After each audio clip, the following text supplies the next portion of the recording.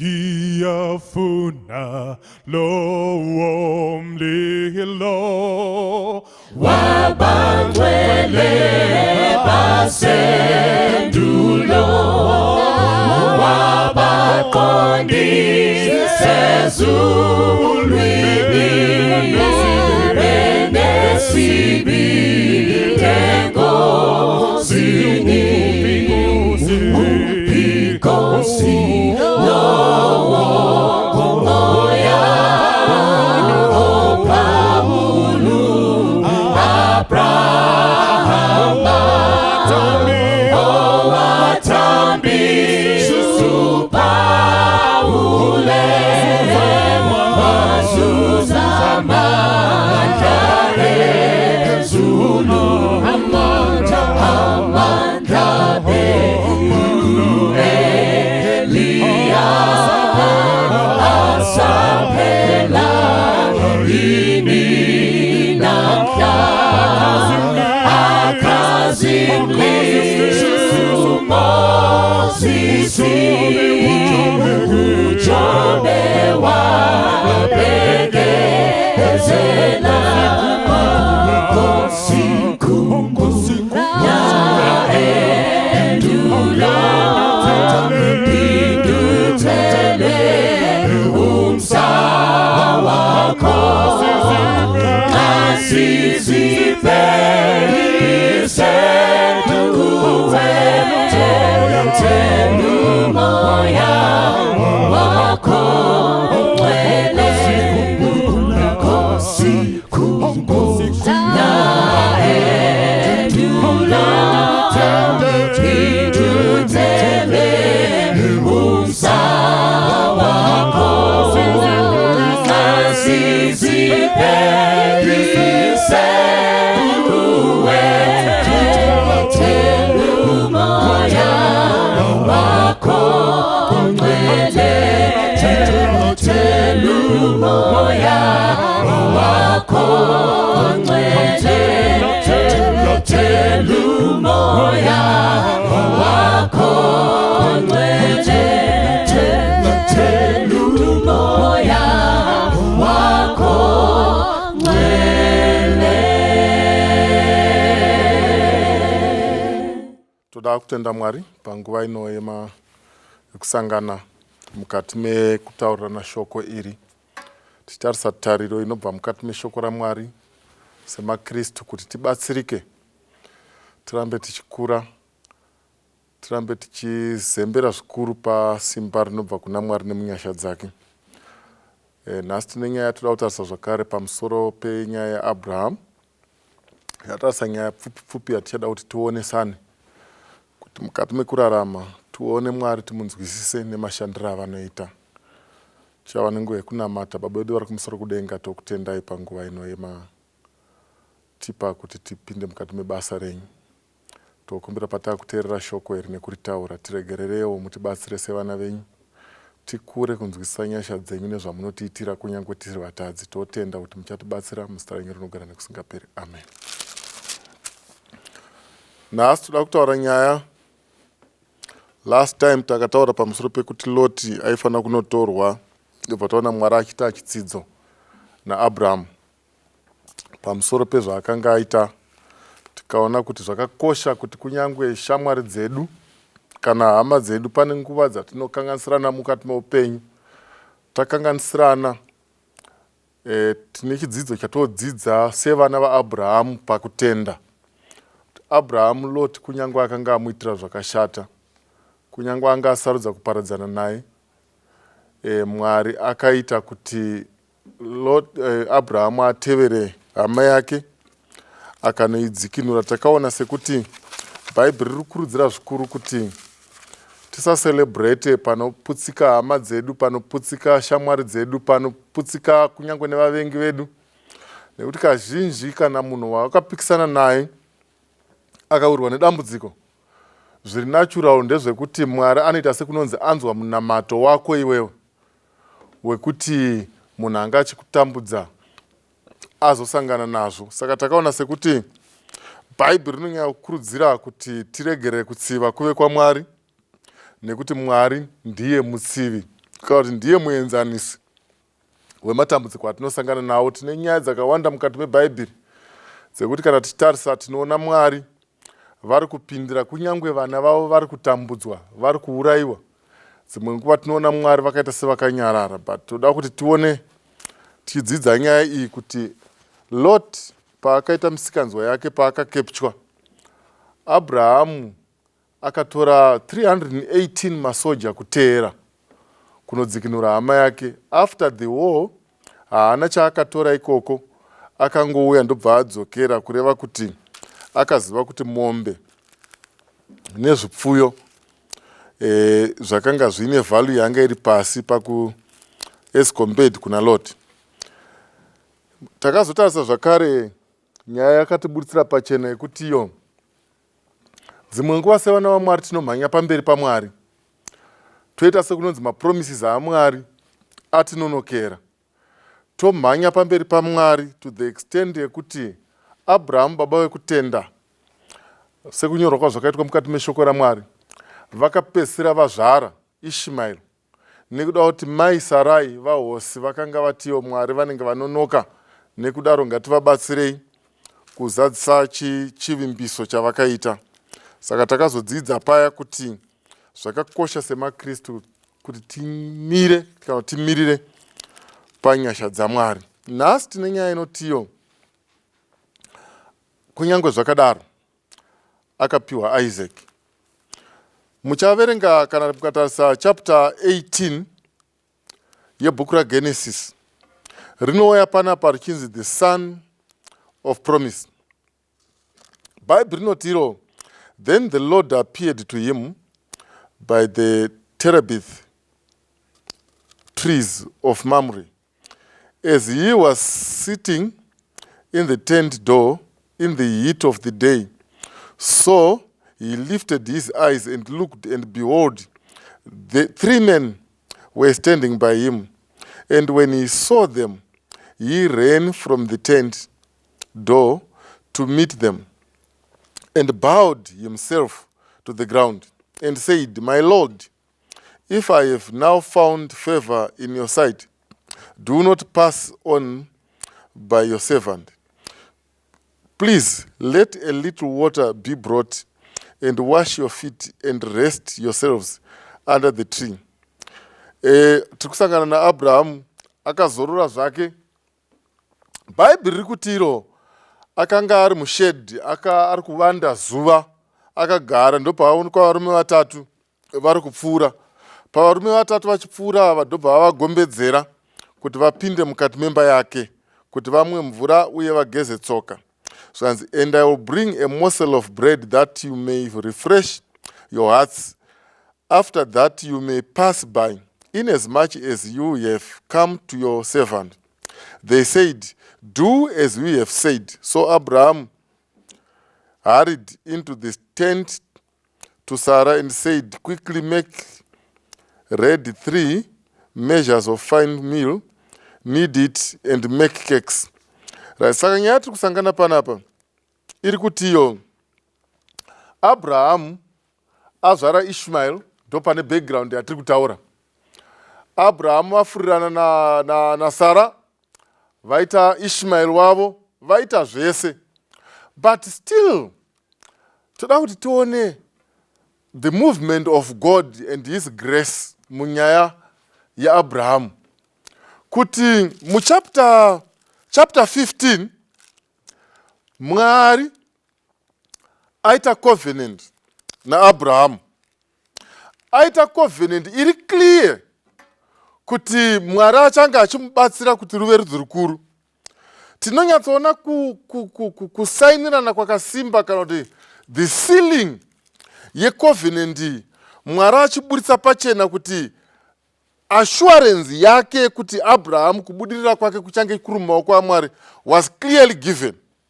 Mwari ari kuburitsa pachena kuti iwewe muupenyu hwako nezvauri kuita zvese, inini ndiye ndiri the man on the center.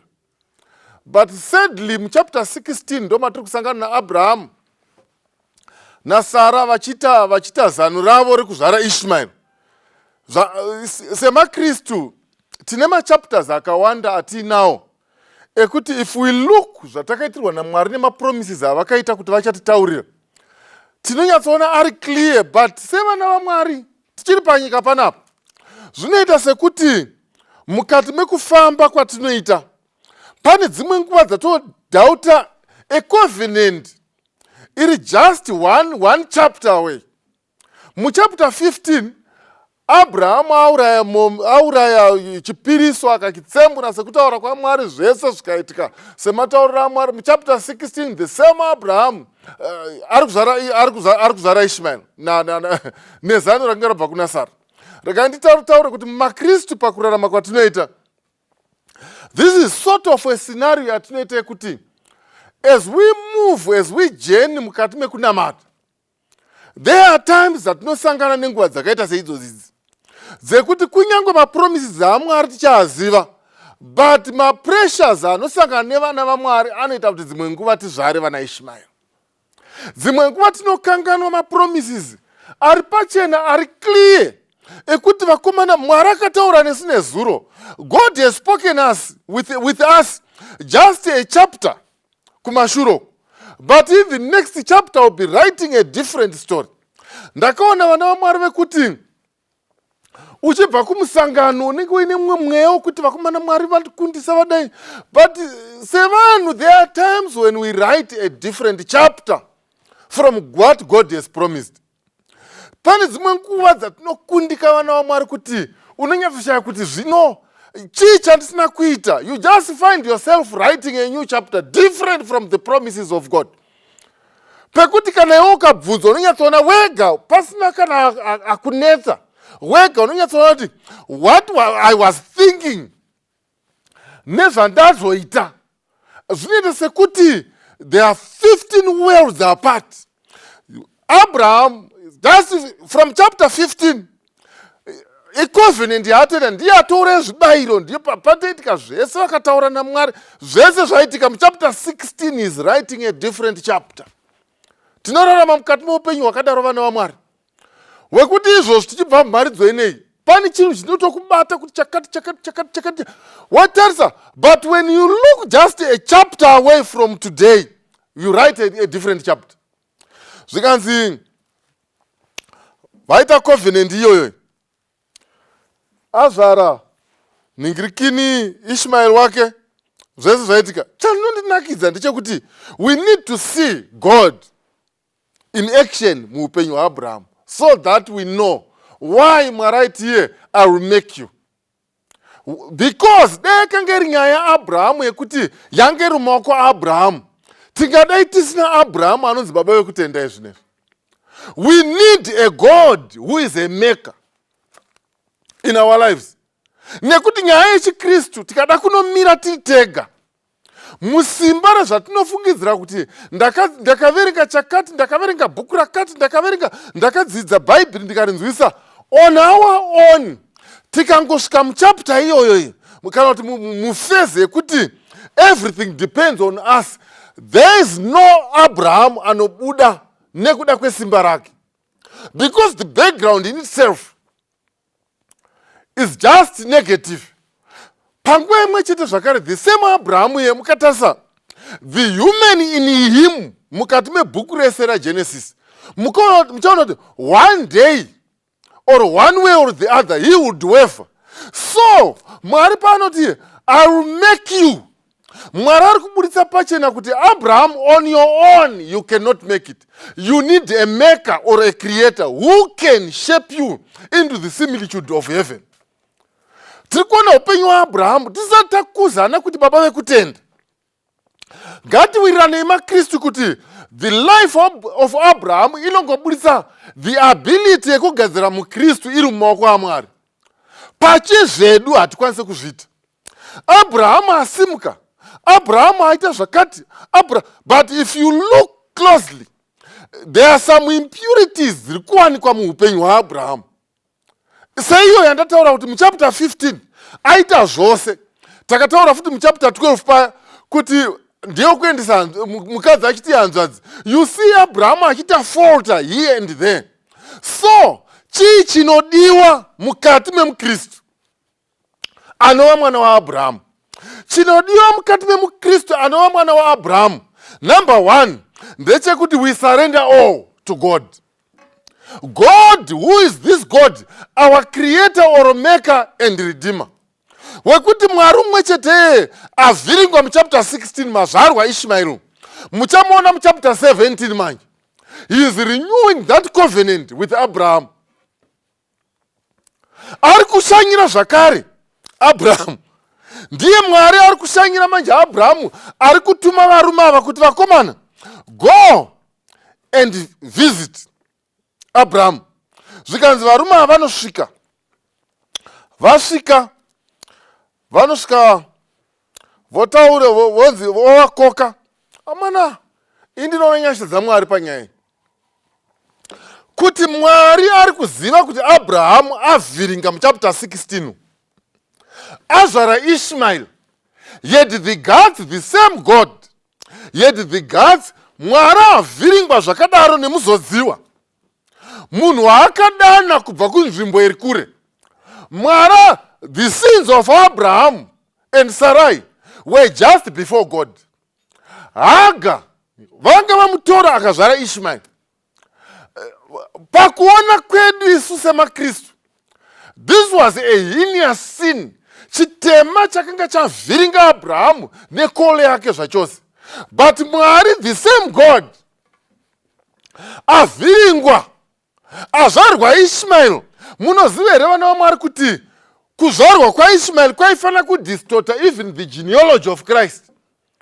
The plan of redemption yakanga yaifana kudefeatwa nemove yakanga yaitwa naAbraham naSarai through Hagar. But Mwari umwe chete yeyo aitirwa zvese izvi. In heaven anoti vakomana pfuurai kwaAbraham mumuudze zvatava kuda kuita. Zvikanzi mukaverenga vhesi ya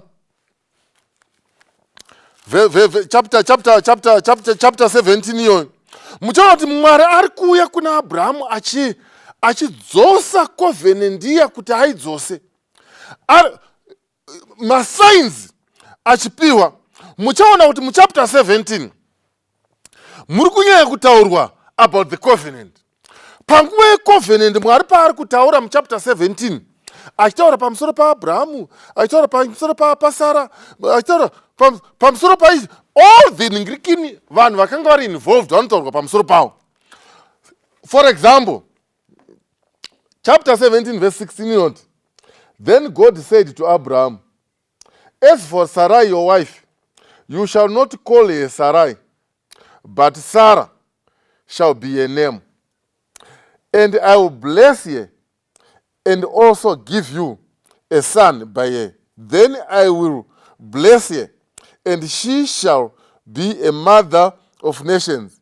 Kings of peoples shall be from her. Mwari avhiringwa muchapter 16 mazvarwa Ishmael. He's visiting his people. Kuuya kunoti iwe Abraham yo hauchanzi Abraham, wakunzi Abraham. Iwewe Sarai wakunzi Sara, kureva kuti waamai vendudzi zhinji.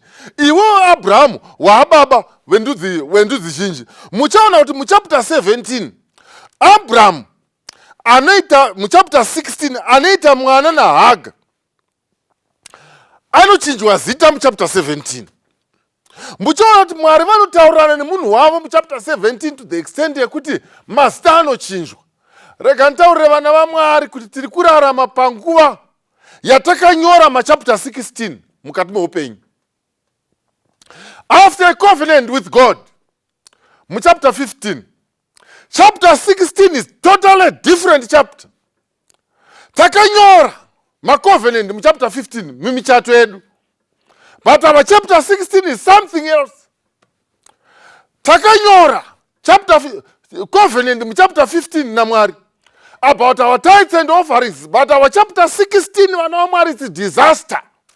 Mukati meupenyu hwedu kana tikatarisa zvatakavimbisa Mwari nepatigere zvinonyatsoona kuti my chapter 16 is something else, different from what I promised God.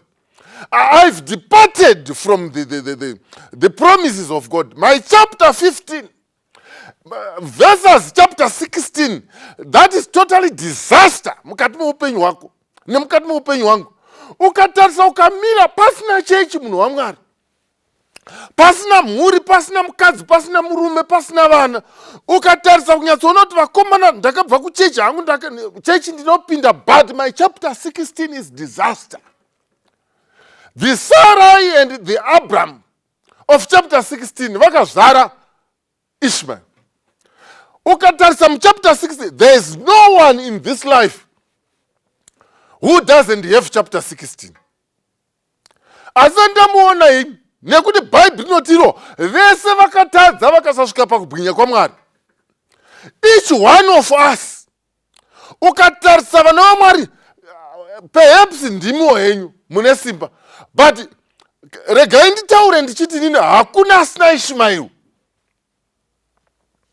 Bible inotiro nekuda kwokuti takazvarwa nembereko yemukadzi, tese we are liable to sin. Hakuna munhu ane vaccination yechitema. Tese takagara takadaiso, tese takateerera. We are sinners, just umbrellaed by grace. Hakuna asina chapter 16. Because of Adam, takazvarwa mbereko yechitema. So at times we tinokuunika when we look at our chapter 16. When I look at my chapter 16 yeupenyu, ndinonyatsoona kuti vakomana nezuro ndakaita covenant naMwari, ndakaita chitsidzo naMwari, tikawirirana kuti ndichadai. Ndakaita chitsidzo naMwari, tikawirirana kuti ndichadya ndakadai. Ndakaita chitsidzo naMwari, kuwirirana kuti takadai. So tikatobva paya tikatopedza zvechechi zvakanaka, but when I went to write my chapter 16, it was disaster. Disaster mu chapter 16. Makristu anhasi, regai nditaure nemwana kuti muupenyu hwatiri kurarama, hama yangu regai ndikutaurire, the son and daughter of Abraham, your father, just from chapter 15, chapter 16 was disaster. Ishmael was born. But the God, because he is God, Abraham and Sarai, vakaita disaster mu chapter 15, mu chapter 16. But when God in his mercy, God who keeps the covenant, munoziva kuti Mwari kana achiti covenant, covenant ndeyekuti I break anofana kufa. I break anofana kufa. But God did not break the covenant in this matter. It was Sarah, Ishmael, Abraham, vakabreka covenant yakinge yapiwa naMwari. But God in his mercy, Mwari ndosaka ari Mwari, vanodzika kubva kudenga kuti vakomana chivimbiso chatyorwa nevakomana, vatyora chivimbiso. Tata vati tovaita rudzi rukuru, but vatyora toita sei? The God who keeps his covenant comes down kuti hatidzokerai futi, tinoita renew the covenant mu chapter 17. Ndo pari kunzi panapa Mwari aine Abraham aine 99 years, Mwari akasvika kwaari mu chapter 17 kaum. Mwari asvika kwaari akamuti walk before me, keep my covenants, etc. Mwari anoti chapter 17 yese ndeya Mwari ari kuuya zvakare kuita revisit and renew the covenant. Ndoda kutaura nemakristu, what a mighty and loving God we serve. After our disasters in chapter 17, God still visits us. Ndakaona machechini anoti kana munhu achinge atadza nekusingaperi. Ndakaona nhengo muri dzekuti kana avhiringa munhu avhiringa nekusingaperi. Ndakaona kumabasa kwekuti kana munhu akanya basa akanya nekusingaperi. Pasi rose rakazara nevanhu who have been condemned to die because they misfired on one thing. But our loving and pretty Jesus, our God, vanotiwa Abraham akanya chapter 16. Still he comes down. God. Kutanga zvinokuumba futi Abraham. Saka nyaya kuti I will make you yakataurwa mu chapter 12. Pakutanga papa.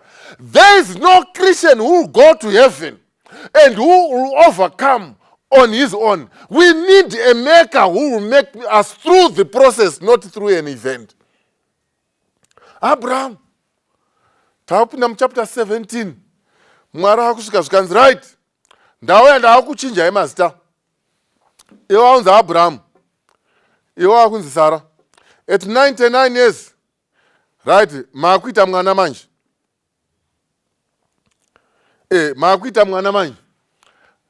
Mwana wechidzidzo akuya. Mazita achinjwa ava vamai vendudzi. Munoona Mwari zvaanoita. Mwari anoshamisa.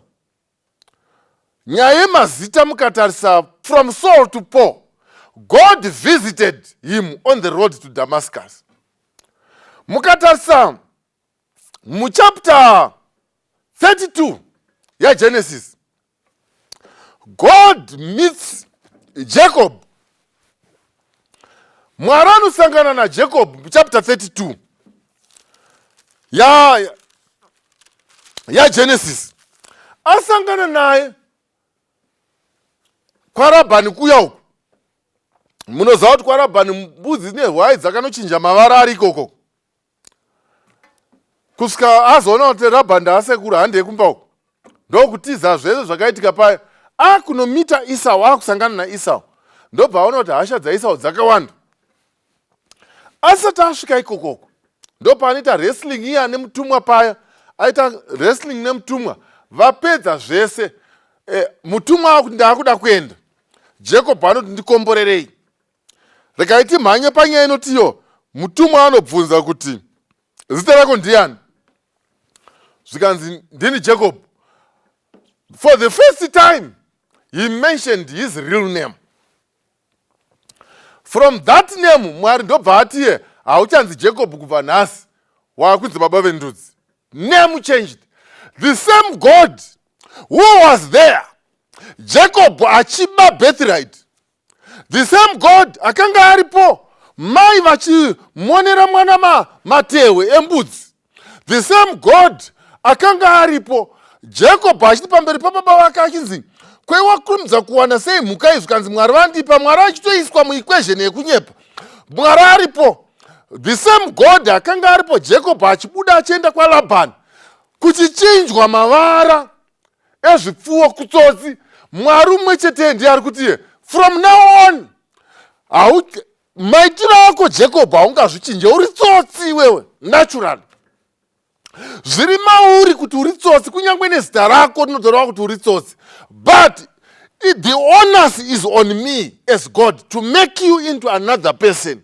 Regai nditaurire vana vaMwari kuti mukati meupenyu hwatinorarama Mwari anototiziva. Ndinoziva kuti tinonamata Mwari mundizive pakupinda nepakubuda. Vanozviziva izvozvo. But there are times when you need to tell God exactly who you are. For the first time Jacob says, I am Jacob, not Esau. Paakatora ningirikini hudangwe aiti ndiri Esau. Paakapa mudhara tunyama tuya twembudzi akanga ari Esau. But when he met God, he said the truth. Vana vaMwari regai ndikutaurire. We have such a wonderful God. Mwari ane nyasha nevanhu vake vekuti kunyangwe in our mercy he is still merciful. God who picks us through his mercy from our mercy. Mukati mekunyura kwedu mumadhaka, mumatope, mukati merabho yeupenyu, God still has his jewels among the rubble. Mwari akatarisa so. Chandinakidza panyaya yaAbhurahamu izvai vana vaAbhurahamu.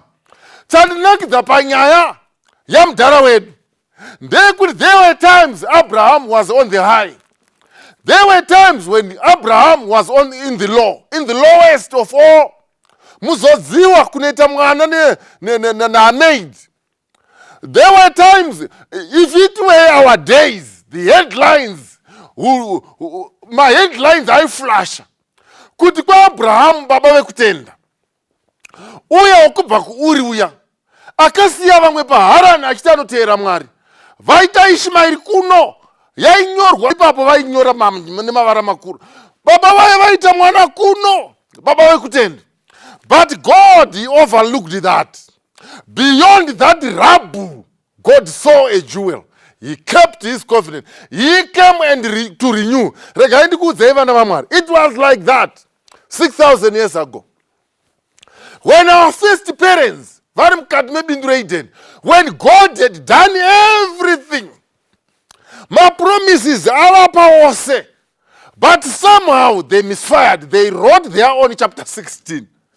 But God in his mercy, akatarisa ari kudenga zvikanzi vatadza vanhu vaya pasapa, toita sei?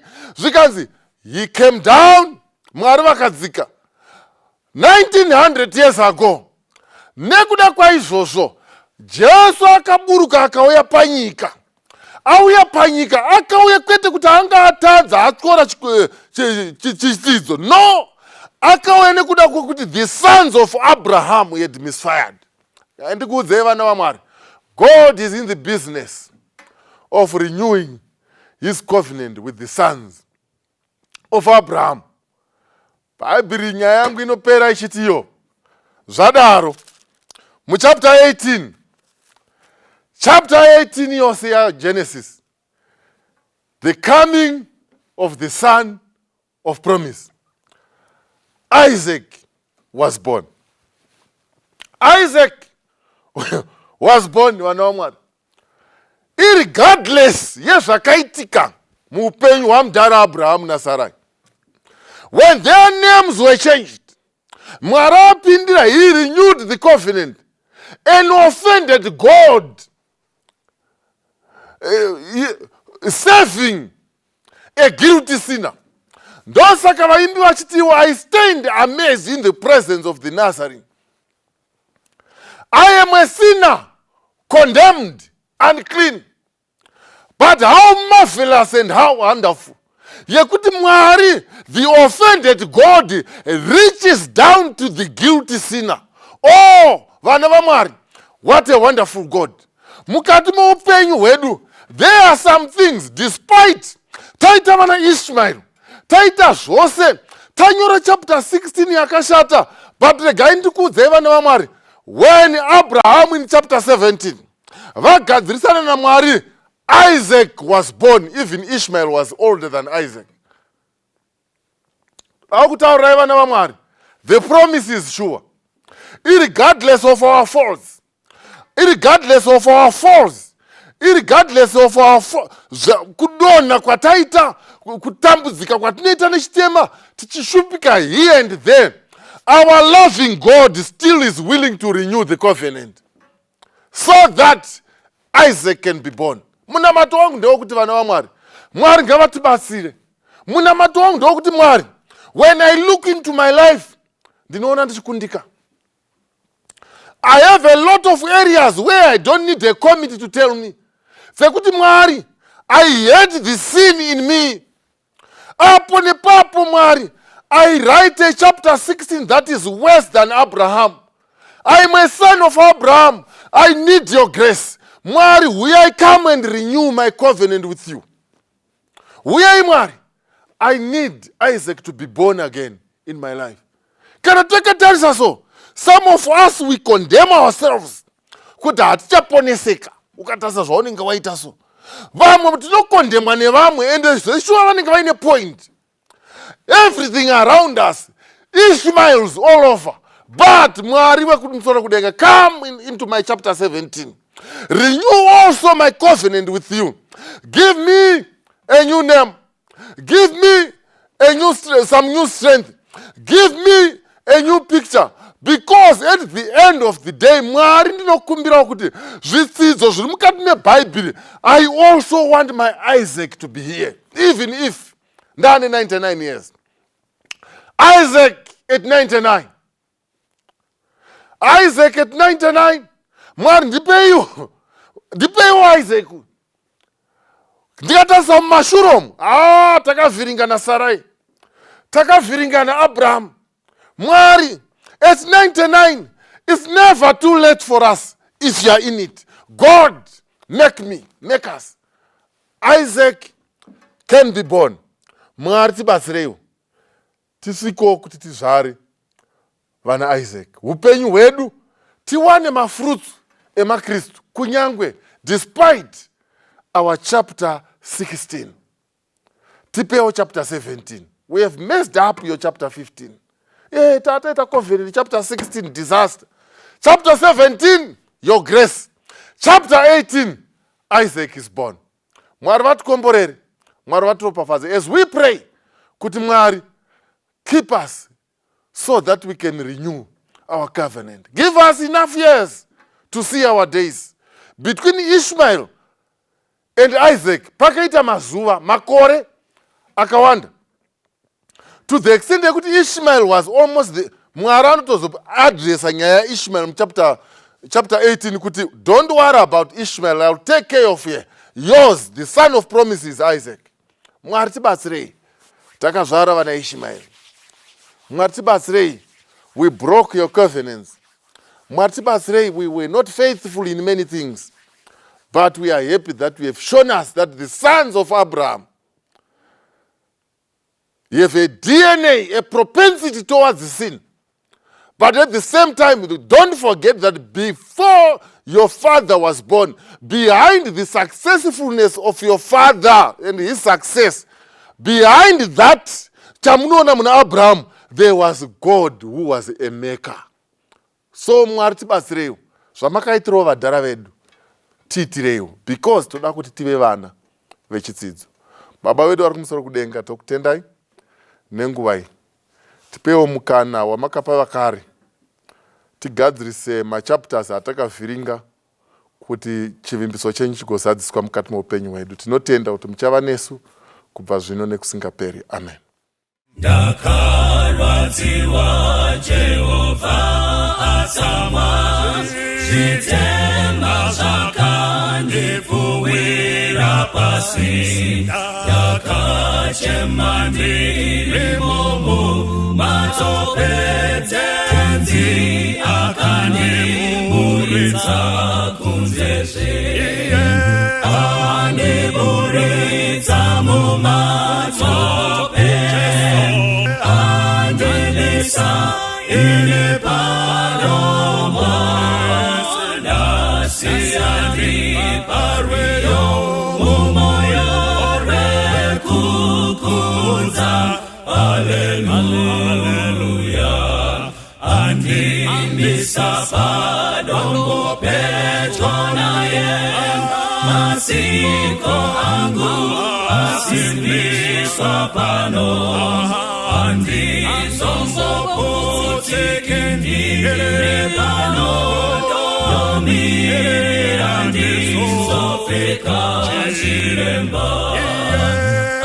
Andiburitsa mumatope, andilisa ine padomba. Ndasiya ndiparweyo mumoyo rekukunza. Hallelujah. Andiparweyo rutsa rerukudza, noruyimba usiku nesikati. Moyo wangu wazara nerufaro, ndichazokudza mununuri wangu. Jehovah andiburitsa mumatope, andimisa ine padombo. Ndasiya ndiparweyo mumoyo rekukunza. Hallelujah. Ndichaimba tsitsi dzake kuneni, nekunaka kwake kune vese. Ndichazoimba ruponeso kwese, takara vese. Wasimile Mwari ndichaimba tsitsi dzake kuneni nekunaka kwake kune wese ndichaimba ezokwezedaka awese wasimile Mwari andiporesa mumatope ona andinisa ine parombo ona siyani ane parweyo mumoyo rekukudza Alleluia, Alleluia. Andipuritsa mumatope andinisa ine parombo ona siyani ane parweyo mumoyo